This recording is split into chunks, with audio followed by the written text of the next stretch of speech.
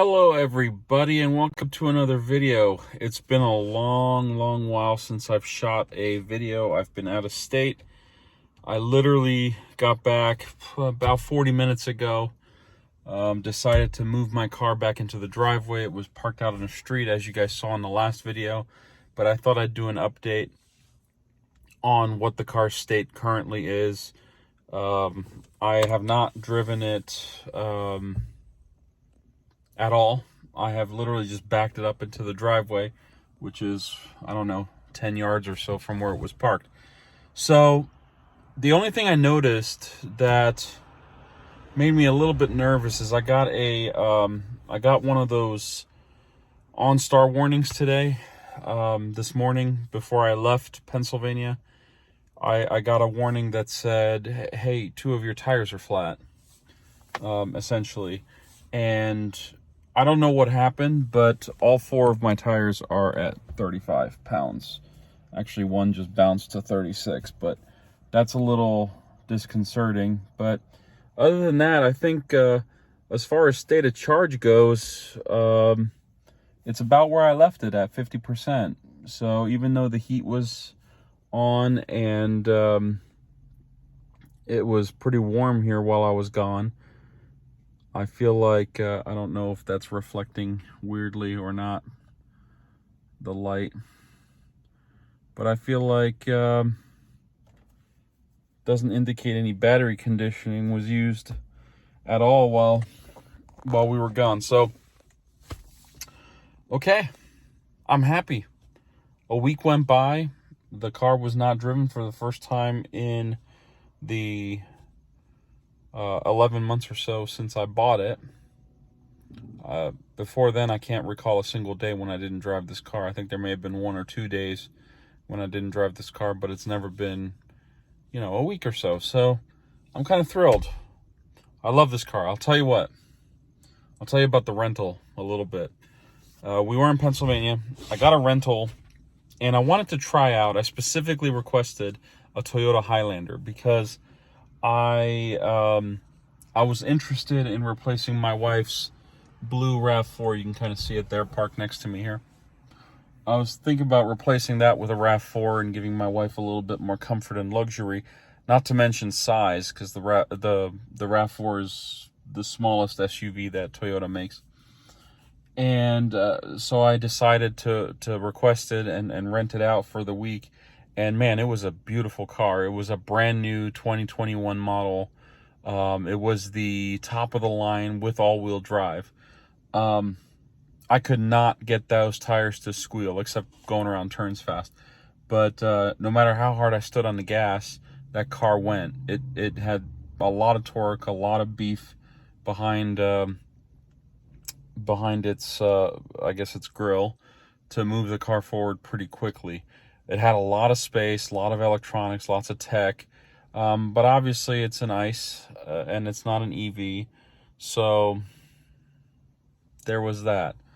But the other thing that I want to point out is that I drove 168 miles during the course of the week, and yesterday I had to get gas because the low gas light came on, and I had to fill up.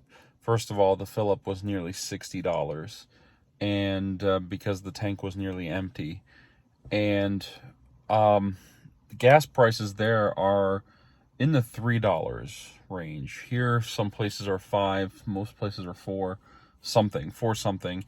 And over there it was like $3.24 or something like that per gallon. So that tank was pretty empty. It was a massive tank. And it did not go very far. That was a lot of gallons put in for a car that did not go over 200 miles to the tank. I understand there's hills, there's mountains. I also drive like an ass because I slam the gas when the light turns green, etc., etc. But all that said and done, I think I've clearly proven my case several times over that the efficiency and cost savings of this electric vehicle, I'm pretty sure all electric vehicles fall into the same category. It's just cheaper to operate them. You know, I thought about that close to $700 registration that I just paid recently. And I feel like, if you break it down and you remove all the actual licensing, the registration, the smog abatement fee, and all that other stuff that's added to it, you get about $480. Now, how much tax does one pay every time they gas up? I don't know. I guess I can pull out some records from some of my old ICE cars that I used to keep track of mileage and gasoline and miles per gallon driven, all that stuff. I have some Excel sheets that I used to keep. Also, I guess the Gas Buddy app has some stuff from my previous days of having to fuel up. But maybe it was reasonable. Maybe it wasn't so bad, because I haven't spent a dime on this car in the almost year that I've had it, and the almost 12,000 miles that it's going to probably cross in the next week or two, right? About 300 miles to go. So maybe it was reasonable. Maybe I went a little bit too deep on it.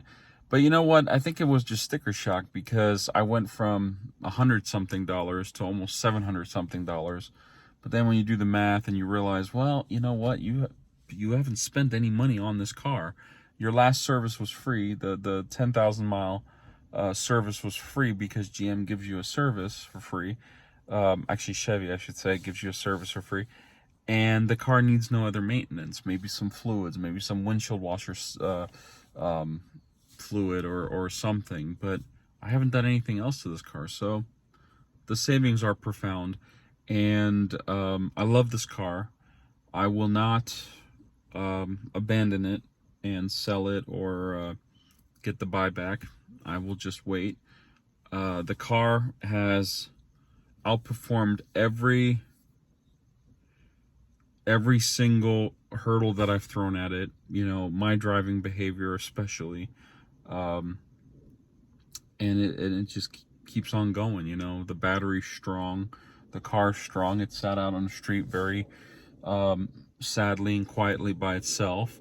The only thing that made me a little irritated was that some idiot decided to mess with my mirrors. So this driver's side mirror was pointing out into the street, and that one was pointed all the way in. So either kids or something were messing with my mirrors, and they pushed them around. I also see fingerprints on this one.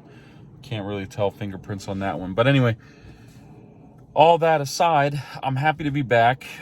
Tomorrow we're going to do some research on the recall. I'm going to make a phone call to the dealership, because, hey, it's time. It's the end of October. Just about 10 more, or I guess by the time you guys see this, it'll probably be 10 or 11 days left of October. And we got to get on with the show, folks. Come on down, back to the conversation down below. Be nice to strike up another conversation with you guys. And thank you to all who supported me while I was gone. Those of you who watched the videos, who've liked and subscribed, I did get some notifications that there were several of you that did that. Thank you from the bottom of my heart. In the meantime, it is Tuesday evening, I guess October 19th, 2021, and I'm back. Tomorrow I go back to work. It'll be a light day. I don't typically schedule anything after I come back from vacation, because I don't know what my condition will be when I do come back. But anyway, I'm back, and I'm going to leave it off there. Thank you for watching, and I'll see you guys soon in the next one, I guess, right? Yeah, we're going to do the next one, right? Yeah. All right. Have a good evening. Thank you for watching.